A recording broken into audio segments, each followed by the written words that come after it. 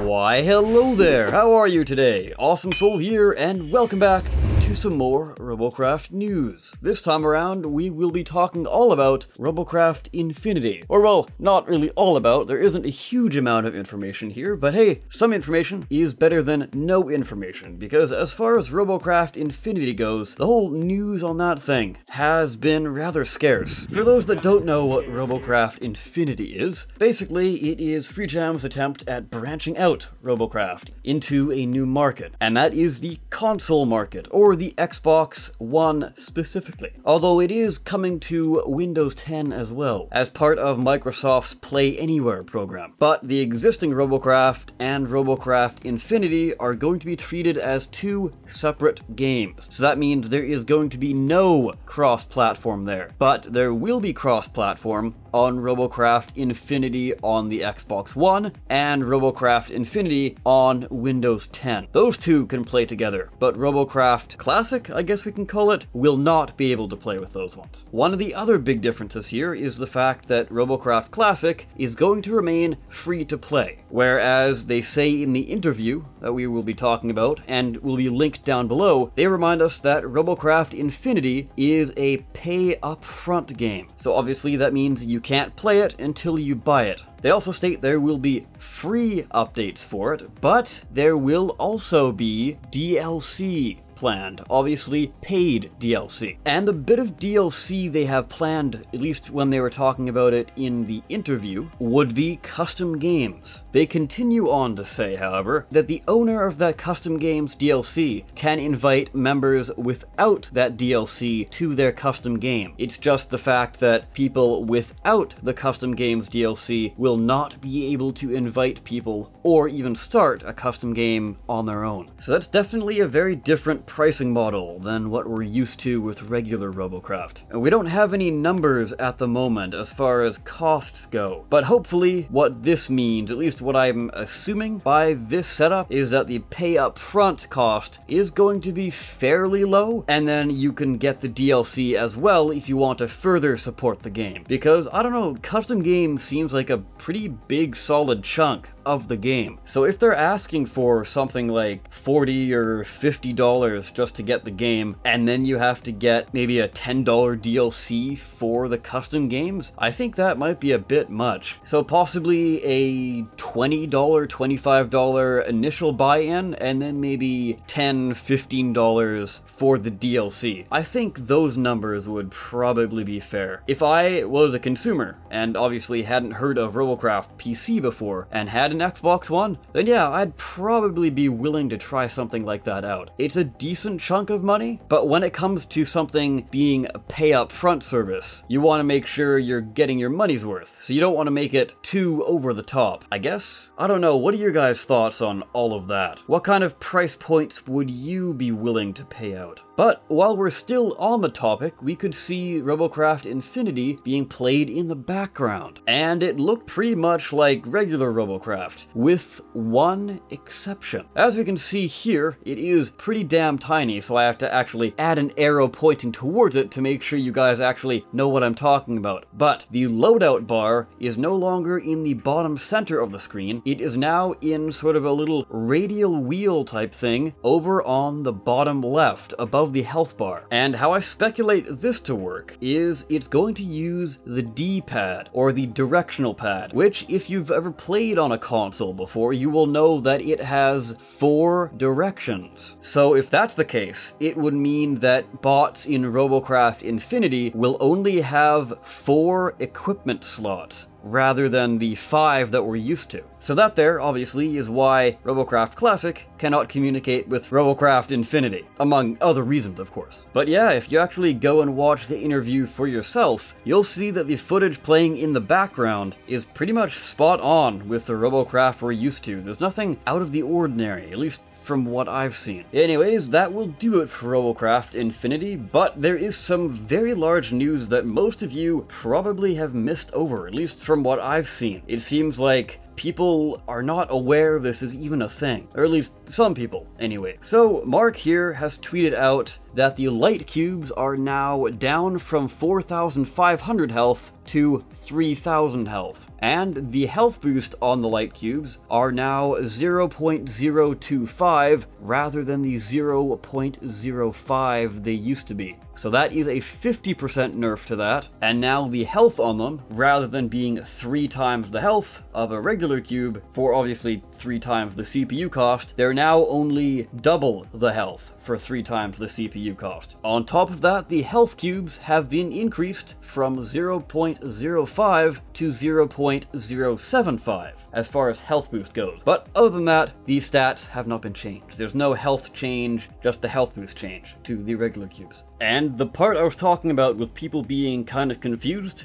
this is actually in the game right now as we speak.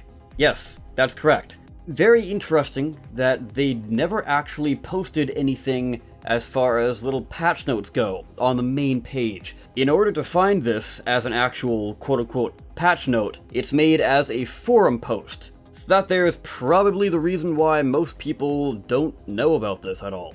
Now, the general response to this is controversial, shall we say. I guess that's kind of putting it lightly. Not too many people seem to be happy about this. From the feedback I've seen in other places, I'd say it's about 30% people in favor of this change, and then the other 70% are not too pleased. I honestly had no problem with the light cubes at all, because sure, they had 3 times the health, but they also had 3 times less health boost per CPU. And before this change, I fought a light Piranha, like, you know, a TX Piranha, basically. They had all TX armor. Sure, they were fast, but the ion distorters they had on there were like paper. They came off super easily, so they were de-gunned and just really couldn't do anything, so they ran away while I tried to kill them. And that was pretty much their effort for the whole battle. They were kinda useless. And in general, I found that TX bots, like pure TX bots, were kind of at a disadvantage. You really had to sort of mix in the TX and not just go straight on with your TX. Or at least that was my experience anyway. So the chassis value was pretty strong, the chassis was pretty tough, but because of the health boost, which is really the main thing that this new meta is forming around, how high your health boost percentage is. All of the weapons were getting shot off fairly easily. So most people were really just sticking around with the health cubes. And that was the biggest drawback of using those things. So obviously, that means I considered the light cubes to be somewhat underpowered, honestly. Like, even the flying units, I didn't seem to really have any trouble with. Although some people I've seen have stated otherwise. It was never really stated anywhere that clearly as to why they were nerfed so heavily. Like, sure, maybe they could have just done the health and kept the health boost the same. But no, they've done like a double header thing here, which is very odd. But anyway, enough of that, going on to the health cubes. Now, this change is something I actually don't mind. Although people are saying that they've been seeing a lot of incredibly tanky bots. And yes, I can definitely agree with that. That also is kind of a problem when you're getting super tanky hovers at like 100% health boost, which at that point is exactly the health of the unmodified light cubes. So yet another reason to really not use the light cubes. Because the matches I was playing with, somebody had a incredibly tanky hovercraft, and it was going pretty fast. It was using all health cubes, still packing a pretty good speed, and this thing was incredibly indestructible. It had a ridiculous amount of health. Basically, it was a point capturing monster. So if you can build something that fast, and with essentially the exact same health as the light cubes, just 3 times more, why would you ever use the light cubes for